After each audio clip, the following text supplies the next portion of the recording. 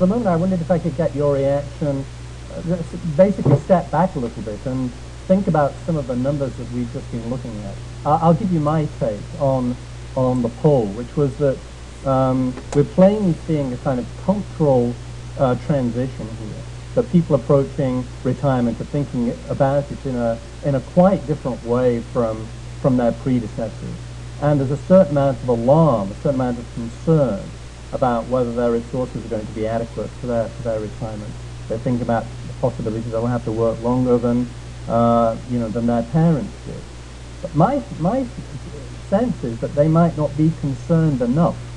You know, when you look at the numbers on the net worth that people have approaching retirement, when you consider the fact that the employment-based pension is almost now a thing of the past. The 401k, which has replaced the employment-based, defined benefit pension, is not adequate. The numbers suggest woefully inadequate to provide people with the finance they'll need in retirement. And moreover, the Social Security system, which I think people are relying on, or expecting to rely on, is under severe financial pressure. And, we're talking in this town right now about changes in Social Security that will impinge, or may impinge, on mere retirees. So my question to you is, just give us a bit of a perspective on this. How much of a problem are we facing? I mean, you think about these issues a lot.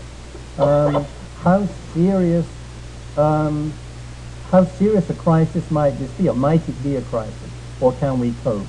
What's your feeling on that?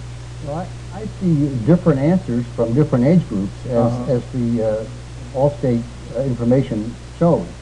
But I think one of the things that most people don't seem to realize, and for some reason or other it doesn't seem to be publicized that much in the press, is that people assume that once you get to be 65 and you're Medicare eligible, that basically your health care costs are negligible. And the problem today, as I'm sure many of you realize, is that a couple retiring in 2011, both at 65, so they're both on Medicare, are going to pay out of pocket approximately $274,000 between 2011 and the combined remainder of their lifetime, if they're both gone. Now, one of the main reasons for that is that it's likely that one of them is going to live to be 90, so it's over a lot more years than originally planned.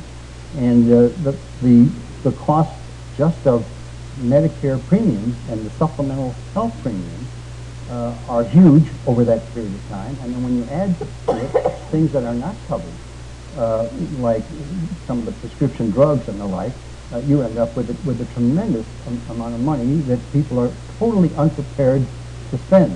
Now, when you're below 65, you don't realize that. But once you get on Medicare and you see what the outflow is, and then you see what the projections of how long you're going to live are, you are all of a sudden saying, oh my God, I had no idea. Now, those projections are based on not including having to have home health care or nursing home. I mean, the average goes up to like $480,000 when those things are figured in.